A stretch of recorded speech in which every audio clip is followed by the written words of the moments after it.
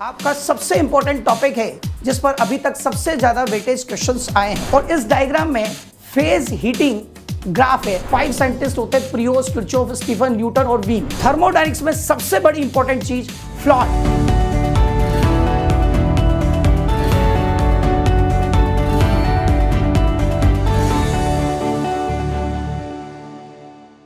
Hello students, जय Shri Krishna. Mission success 2022 NEET 2022 के इस वीडियो में मैं Hemant Yogi, faculty physics, Allen के इंस्टीट्यूट, आपका स्वागत करता हूं।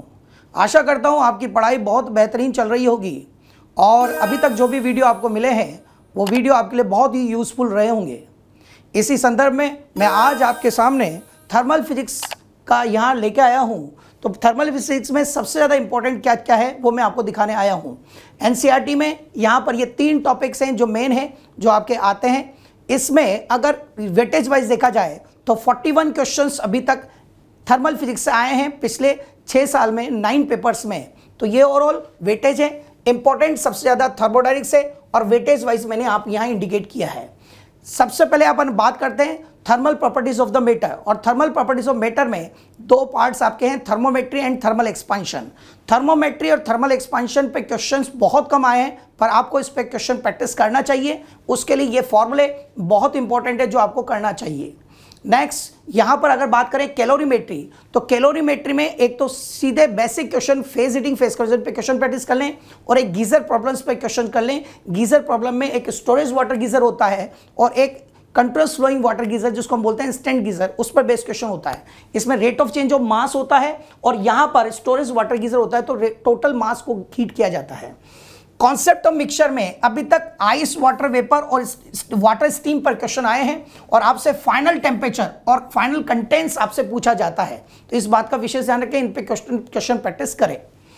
नेक्स्ट, जितने भी क्वेश्चन यहां पर होते हैं वो heat gain equal to heat loss से रिलेट होते हैं। सभी के क्वेश्चंस इसी से सोल्व हो जाते हैं। दूसरी, यहां पर टी टाइम अगर फेज कन्वर्जन नहीं हो रहा है, फेज चेंज नहीं हो रहा है, तो उस कंडीशन में आप फाइनल टेम्परेचर या मिक्सिंग टेम्परेचर जो है वो आप इस फॉर्मूले से निकाल सकते हैं, बट फेज नॉट चेंज। अगर वाटर इक्विवेलेंट हीट कैपेसिटी पर बेस्ड क्वेश्चन भी हो सकता है।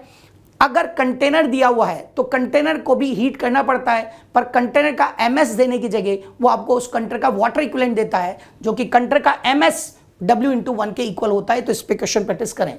नेक्स्ट, यहाँ पर हीटिंग जो है, heating of the solid curve जो है वो इस तरह का कर्व होता है। इस पे 3 क्वेश्चन आते हैं mainly. Melting point, boiling point पूछ सकता है, या लेटेड ऑफ फ्यूजन या लेटेड ऑफ वेपोरेशन पूछ सकता है, जो कि आपको इस तरीके से निकालना होगा, या फिर स्पेसिफिक हीट का ऑर्डर आपसे पूछा जाता है। तो इस पर क्वेश्चन प्रैक्टिस कर लें एक बार। ग्राफिकल क्वेश्चन आपको करना आना चाहिए। नेक्स्ट, आगे अगर बात करें तो यहां पर water converted into steam, this is the standard question. और इस स्टैंडर्ड क्वेश्चन में फ्लॉट के तीनों parameter delta Q, delta W, D you आपको निकालना आना चाहिए। मोस्ट प्रोबेबली अभी तक जब भी पूछा गया है तो चेंज इन इंटरजी आपसे पूछा गया है, और ये चेंज इन इंटरजी का जो डाटा मैं आपको दे रहा हूं ये 1 ग्राम के लिए है। जो क्वेश्चन 2018 में आया था वो 0.1 ग्राम के लिए आया था, 0.1 ग्राम के लिए। तो डिवाइडेड बाई 10 इसको कर लें। जूल में आंसर मांगा गया था, तो अगर उसको डिवाइडेड बाई 10 करोगे तो लगभग 209 जूल के आसपास आता है। इसमें वर्क कन्वर्टेड इनटू हीट और वर्क हीट में कन्वर्ट हो रहा है, तो उस कंडीशन में यहां गौर से देखें कि overall mechanical loss in energy, loss in potential energy या loss in rotation energy, converted heat energy, इस पर बेसिक क्वेश्चंस हो सकते हैं। बस ये ध्यान रखना दोनों साइड यूनिट जूल में लानी होगी, और जूल में लाने के लिए ओवरऑल लेटेंट हीट या फिर स्पेसिफिक हीट को जूल पर केजी में लेना होगा। नेक्स्ट, यहां पर फेज इंडिकेटिंग डायग्राम पर बेसिक थ्योरेटिकल क्वेश्चंस होते हैं। इसको एक बार अच्छे से प्रैक्टिस कर लें, इस पे एक बार देख लें कि क्या क्या इंडिकेशन होता है, वो आपको यहां पर देखना आना चाहिए। नेक्स्ट, यहां पर heat transfer, mode of heat transfer में यहां पर सबसे पहले 2 इंपॉर्टेंट न्यूमेरिकल पार्ट होते हैं, कंडक्शन और दूसरा होता है रेडिएशन।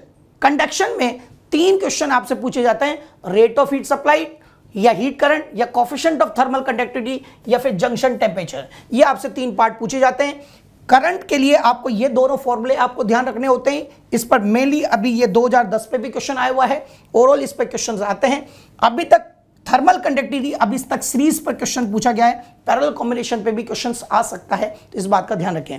और अगर जंक्शन टेम्परेचर निकालना है तो जंक्शन टेम्परेचर पे दोनों साइड के सेक्शन में रेट ऑफ करंट को सेम करके जंक्शन टेम्परेचर निकाला जाता है। इसके लिए मैंने फॉर्मूला बना दिया है, आप इसको डायरेक्ट भी यूज कर सकते हैं। लास्ट उड़ीसा में जो पेपर हुआ था उसमें ये आपसे थिकनेस ऑफ पर बेस्ड क्वेश्चन पूछा गया था, और थिकनेस वहां पर पूछी गई थी rate of change of thickness यानी dx/dt, तो उस पर बेस्ड ये क्वेश्चंस आ सकता है, उस पर प्रैक्टिस जरूर कर लें। ये क्वेश्चंस बहुत कम आया है पर इस पर प्रैक्टिस कर लें। नेक्स्ट रेडिएशन में बेटा, रेडिएशन में यहाँ 4 साइंटिस्ट मैंने फोकस किए हैं, किरचॉफ्स लॉ, दूसरा स्टीफन्स लॉ, और तीसरा आपका न्यूटन्स लॉ, और सबसे बाद में है वीन्स लॉ। इनमें किरचॉफ्स लॉ पर थ्योरेटिकल क्वेश्चंस आते हैं, ये थ्योरेटिकल पार्ट है, ये आपका न्यूमेरिकल पार्ट है, ये भी न्यूमेरिकल, और न्यूमेरिकल में इस फॉर्मूले पर क्वेश्चन लास्ट ईयर क्वेश्चन आया है, this is the very important formula. इसमें आपको रेट ऑफ हीट सप्लाई, यहाँ पे क्यू पर बेस्ड क्वेश्चन और RH और आप पर बेस्ड क्वेश्चन प्रैक्टिस जरूर कर लें।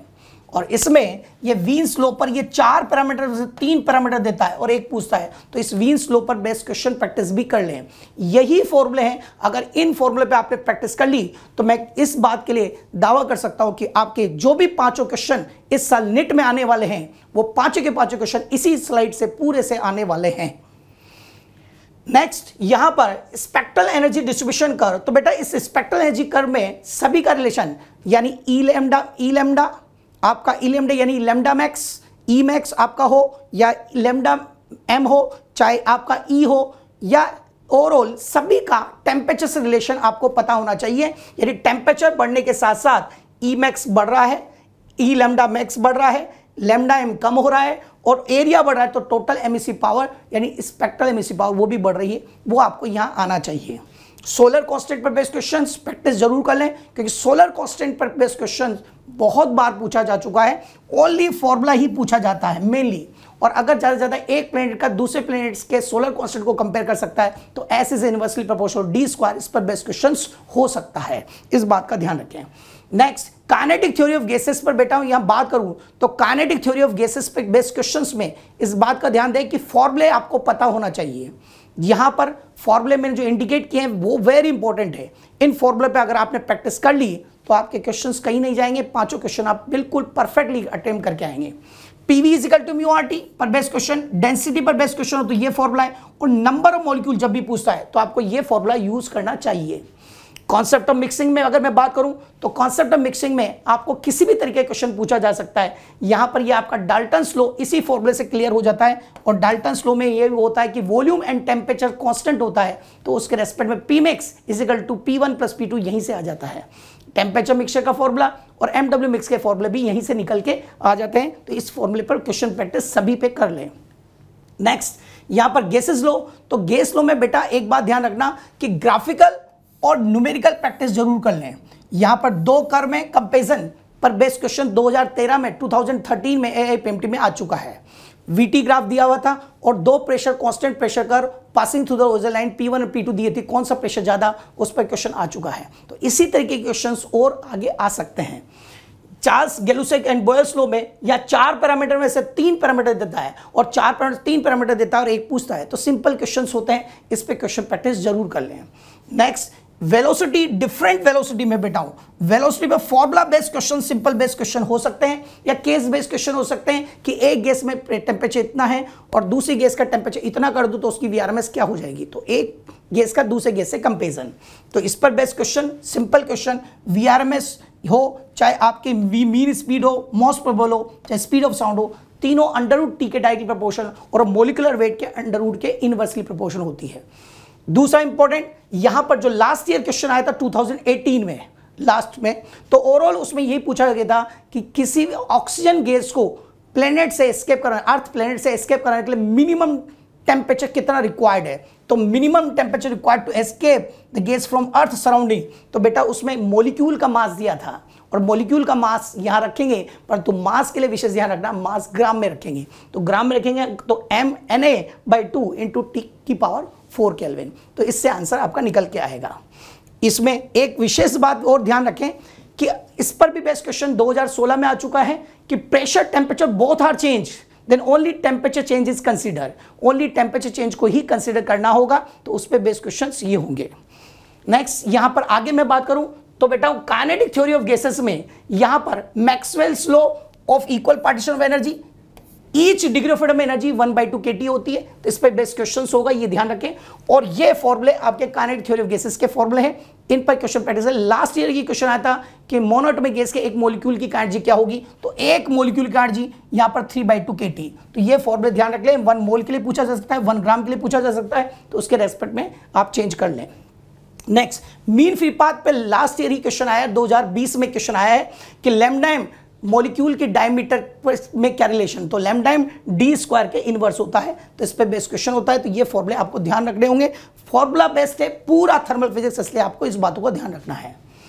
यहां पर मैक्सवेल वेलोसिटी डिस्ट्रीब्यूशन कर्व है, आपको ये बात इस कर्व में बस इतना सा ध्यान रखना कि कर्व का अंदर का area total number of molecules को रिप्रेजेंट करता है, इसलिए टेम्परेचर जैसे जैसे बढ़ाऊंगा एरिया चेंज नहीं होगा, परंतु जैसे जैसे टेम्परेचर बढ़ाएंगे ग्राफ आगे और नीचे शिफ्ट होगा, क्योंकि एरिया उतना ही रखना है, तो ग्राफ आगे और नीचे शिफ्ट होगा क्योंकि एरिया उतना ही रखना है, परंतु वीएमपी बढ़ेगा इसलिए ये आगे ग्राफ शिफ्ट होगा। तो टेम्परेचर कंपेरिजन करवाता है या फिर एरिया की बात करता है, तो उस बात को ध्यान रखें, इस पर एक बार देख लें।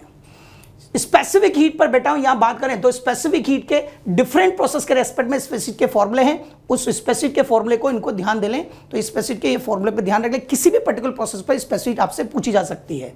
मोलर हीट कैपेसिटी, आपकी ओवरऑल मोलर हीट कैपेसिटी आपको बोले तो सीपी और सीवी जो होते हैं उसमें relations overall gram specific heat है। कॉन्सेप्ट ऑफ मिक्सचर में सीवी सीपी मिक्स, इन पर क्वेश्चन बेटा केमिस्ट्री पे भी क्वेश्चन, केमिस्ट्री में भी क्वेश्चन आते हैं बिहेवियर ऑफ गैसेस में, तो इस पर प्रैक्टिस जरूर कर लें क्योंकि इस पर सिंपल क्वेश्चन होता है पर आपको आना चाहिए।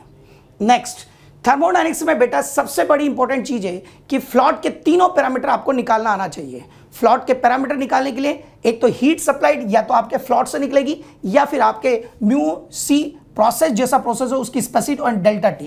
चेंज इन एनर्जी आपके म्यू सीवी डेल्टा टी से निकलेगी, ये सभी प्रोसेस के लिए एप्लीकेबल है। और यू फाइनल माइनस इनिशियल, अगर प्रेशर वॉल्यूम डायग्राम दिया है उसमें चेंज इन एनर्जी पूछा है, जैसा कि क्वेश्चन पहले आ चुका है एम्स में, तो ओवरऑल आपको प्रेशर पीवी डायग्राम में प्रेशर वॉल्यूम फाइनल स्टेट पर इनिशियल स्टेट पे पता होता है, उससे वैल्यू रख के आप निकाल सकते हैं। डिफरेंट प्रोसेस में वर्क डन के फॉर्मूले ये हैं, आपको यूज करना चाहिए। ग्राफिकल क्वेश्चन में वॉल्यूम से ही आपको वर्क डन की साइन देना है, वॉल्यूम इंक्रीज तो work done positive, volume decrease तो वर्क डन नेगेटिव। दूसरे इंपॉर्टेंट इन सभी फॉर्मूलों में ये बात ध्यान रखना, हीट सप्लाइड, वर्क डन और चेंज इन एनर्जी आपको ग्राफिकल न्यूमेरिकल मेथड से निकालना आना चाहिए। नेक्स्ट इंपॉर्टेंट यहां पर बात करें साइक्लिक प्रोसेस, तो बेटा साइक्लिक प्रोसेस में चेंज इन एनर्जी डी वो जीरो, साइक्लिक प्रोसेस में फ्लूइड के तीनों पैरामीटर निकालना चाहिए, डी हमेशा जीरो होता है क्योंकि स्टेट फंक्शन होता है। और state function path function based question जो होते हैं उस पर क्वेश्चन प्रैक्टिस कर लें, इनमें 4 पैरामीटर में से 3 पैरामीटर देता है और 1 पूछता है, तो आपको निकालना आना चाहिए। नेक्स्ट थर्मोडायनामिक्स के यहां पर प्रोसेस में अगर बात करूं तो बेटा slope, work done, fluid, graphical conversion और intersection, adiabatic and isothermal curve, adiabatic और आइसोथर्मल कर्व इंटरसेक्शन पर बेस्ड क्वेश्चंस आपको प्रैक्टिस कर लेना चाहिए। तो एडियाबैटिक और आइसोथर्मल कर्व हाइपरबोलिक होते हैं दोनों, और एडियाबैटिक का स्लोप आइसोथर्मल से ज्यादा होता है, तो इस बात का ध्यान रखें। इलास्टिक बल्क मॉडुलस, यहां पर इन दो के आप बल्क मॉडुलस ध्यान रखें, इस पे क्वेश्चन आ सकते हैं। इस साल 2022 में मैं डेफिनेट बोलता हूं कि इससे क्वेश्चन आने की पॉसिबिलिटी है, संभावना है कि पूरा इस इक्वेशन से, एडियाबैटिक की इक्वेशन से क्वेश्चन आ सकता है। नेक्स्ट आगे बात करें तो बेटा थर्मल फ्री एक्सपेंशन पे अभी लास्ट ईयर ही क्वेश्चन आया था, तो उस पे questions free expansion of idol gas में ये पैरामीटर आपके होते हैं, इन पैरामीटर को विशेष ध्यान रखें। और दूसरी चीज यहां पर सेकंड लॉ ऑफ थर्मोडायनामिक्स पर बेटा क्वेश्चंस इस साल जरूर आने की संभावना है, मैं यहां लिख रहा हूं 2022 पे इस पर क्वेश्चन आ सकता है, क्योंकि 2020 में क्वेश्चन नहीं आया, 21 में क्वेश्चन नहीं आया, तो इस साल इस सेकंड लॉ ऑफ थर्मोडायनामिक्स से, क्योंकि हर साल क्वेश्चन आता है, तो इस साल भी इसके क्वेश्चंस के आने की पूरी पॉसिबिलिटी है, तो क्वेश्चन जरूर आ सकता है। कॉर्नोट साइकिल पर यहां पर इस बात का ध्यान रखें, कॉर्नोट साइकिल पे 2 ही तरह के क्वेश्चन पूछे जाते हैं, एक तो 2 पॉइंट पर टेम्परेचर कंपैरिजन करवाया जाता है, ए और सी पर किस पर टेम्परेचर ज्यादा होगा, बी और डी पर किस पर टेम्परेचर ज्यादा होगा, और तीसरा क्वेश्चन ये पूछा जाता है प्रोसेस का नाम बताएं, ओवरऑल हीट सप्लाई किस प्रोसेस में हो रही है इसमें, और हीट रिजेक्ट इसमें हो रही है, उस पर पूछा जाता है। और नेक्स्ट यहां पर रेफ्रिजरेटर पर बेस्ड क्वेश्चंस, इस फॉर्मूले बेस्ड क्वेश्चन है, सेकंड लॉ ऑफ थर्मोडायनामिक्स में हीट इंजन या रेफ्रिजरेटर पर क्वेश्चंस आ सकते हैं, तो इस बात का ध्यान रखें। अगर हीट इंजन रेफ्रिजरेटर दोनों सेम टेम्परेचर वर्क कर रहे हैं तो ओवरऑल ईटा और बीटा में रिलेशन ये होता है। तो इस बात का विशेष ध्यान रखें, मैं आपको यही बात कहूँगा। बाकी आप पढ़ाई अच्छे से करते रहें, मेरी शुभकामनाएं आपके साथ हमेशा रहेगी। Best of luck.